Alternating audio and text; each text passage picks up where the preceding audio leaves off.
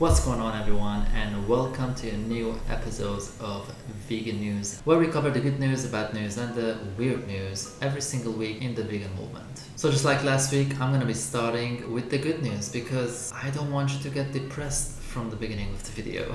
So the UEA, which is a university in Norwich in the UK, has decided to ban beef for the climate. So for those of you who have been watching for a long time, there are so many universities today that are banning animal products, or most of the time beef, to be more environmental friendly when it comes to their diet on the university campuses. And it's so nice to see another university joining this trend. Talking about the UK, Oatly has launched a crazy big new advertisement campaign. For those of you who don't know, Oatly is a plant-based milk company that makes products out of oats, and they have the best marketing team. Everything from their packaging to their advertisements, to everything they've done. They were the ones who put the billboards in the metros in London that said it's like milk but for humans regarding Oatly products. And now they have put a huge billboard saying, go ahead, eat like a vegan. That's amazing. It's really nice to see big companies using the word vegan and not shying away from it. You know, some companies think that it will make customers be afraid of it, but Oatly is just out there normalizing veganism, putting huge banners and billboards in the middle of big cities talking about veganism and their plant-based products. Of course, they have a profit in it, but at the same time, doesn't hurt anyone, does it? The next news we're going to cover is from a country that usually pops up in the bad news section. China? You guessed it, it's China. So Omnipork, which is a plant-based alternative for pig products, is launching in 180 restaurants in China. So for those of you who have been following the vegan news, the past couple of weeks I've been mentioning how the African swine fever in China is actually killing so many animals. Well, they're getting rid of the animals, that there's a lack of animal products. So most of the time China pops up in the bad news section because all the other countries are starting to export animal products to China. This time is to share with you that actually not everyone is just continuing eating animal products. Some of them are switching to plant-based products. And how amazing is that? Another good news, the meat lobby is launching a £250,000 campaign talking about their products because they see a rise in plant-based products. Now, for those of you who are wondering why is this in the good news, well, it's because they're afraid, and that's good. When the other side is spending so much money on campaigning and advertising, it's because they're afraid of what's happening on our side.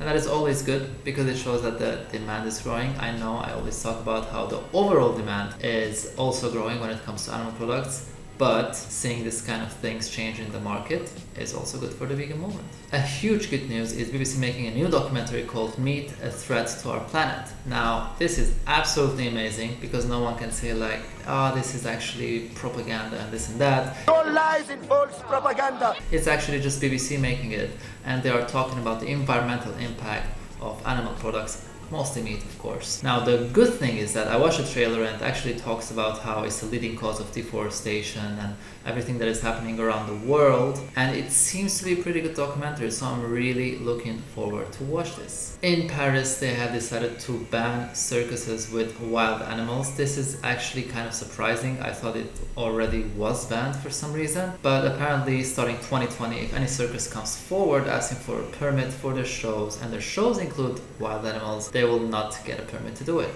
And that is really great. And at the same time weird. Like, this should be just like common knowledge, to be honest. Like, why is a lion in Paris? Seriously. So let's get to the bad news. I didn't find a lot of bad news this week. However, I do want to mention one of the worst ones in my opinion is the animal welfare group Aussie Farms having their charity status taken away from them. So for those of you who don't know, Aussie Farms is a huge vegan animal rights activism organization, whatever you want to call it. They were the ones who prepared the amazing documentary called Dominion, which has made thousands of people go vegan. They are also responsible for exposing a lot of things happening in Australia and abroad with their undercover investigations. But obviously their work is actually so powerful and so threatening to the animal agriculture industry that, of course, the politicians put pressure and their charity status has been taken away from them, which means that now they have to pay tax. They're not a charity anymore, and it's really weird when you have other institutions, aka the church and other places, that have committed horrible crimes, aka child rape and others. They still have their charity status. And then you have these guys who just peacefully expose a video that shows what the industry is doing, and their charity status is taken away from them. Kind of sad.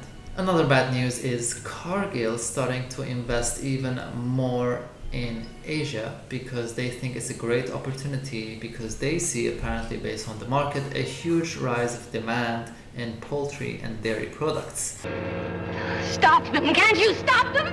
Now, for those of you who don't know, Cargill is the biggest, I think, American company that is private, and the owners have 14 billionaires in one family, and every single cent they own is made by destroying our planet and murdering millions, if not billions, animals worldwide. And these huge devils are deciding to take on the opportunity to invest more in Asia and make even more money by destroying the environment and murdering millions of animals. We talked about China earlier. It seems to be that France is another country that exports most of their pig-based products to China. 30% of production of pig-based products are shipped all the way to China. It would be nice if we had a bunch of vegan politicians stopping these things from happening and banning the export of animal products, because then we would actually see a huge drop in the numbers of animals that are being killed, and at the same time a huge rise in plant-based products in China and other countries that are importing, because they will not have the resources and the option of importing from other countries. So if you're a vegan and you're into politics, get to work, because I don't know how to do it. And take them down. Another bad news is the fact that the Philippines, just like China, has also been hit by the African swine fever, which means they also can no longer use the animals that are coming from their own farms. And Brazil is expecting to export more meat all the way to Philippines, just like they are doing with China, just like they just got a new deal with Saudi Arabia when it comes to poultry products. So just eat plant-based products. Come on, people. You don't have to ship dead animals all around the world. Eat your veggies! Eat your starches! The next bad news is actually quite a horrible one. So Marel and Cranswick, which are two companies, are building the most advanced poultry plant in Europe, which means the most advanced chicken slaughterhouse in Europe, where they are going to be killing 15,000 birds per minute. You heard that right. 15,000 birds per minute. That is the fastest you can do in this industry, and they're building a new factory to do that, which is absolutely horrible. Now that we've talked about the bad news and the good news, I didn't want to let you go being all upset, so I want to share a small good news and a weird news. So let's start with the good news. The US dairy checkoff sees animal advocacy as the biggest threat, which means during a meeting where almost 600 people attended, they were talking about the biggest threats to the dairy industry, and it turns out that animal activists or animal welfare groups, or whatever they call us, are the biggest threats to the dairy industry. Why is this good news, you ask? Because it means it's working. Whatever we're doing, we are actually the number one threat, and I think that's good. It means we are being effective. Now, obviously, the industry is not shutting down tomorrow because of how effective we are. However, it doesn't mean we shouldn't acknowledge this. So for all of you who have been doing activism and talking about it, I thank you. Good job. Now let's get to the last news and the weird news, and that is the fact that a new startup company is going to be creating meat alternatives out of air. What? Out of where? Out of thin air. So Air Protein, which is the name of this company, is claiming that they can use 1,000 times less water and land to make products that are now being made with soybeans because they're making it out of air. What? So apparently this Berkeley-based company found out this thing that was actually discovered by NASA in the 1960s, where a bunch of microbes can convert CO2 to complete protein with all the amino acids. And basically they're starting to make food out of this. Literally out of air. Am I the only one who's so surprised? How? It's air! Like literally what's around me right now, boom, vegan burger, that's it, done. Whatever's between you and the screen you're watching me now, boom, vegan hot dogs, done. How crazy is that?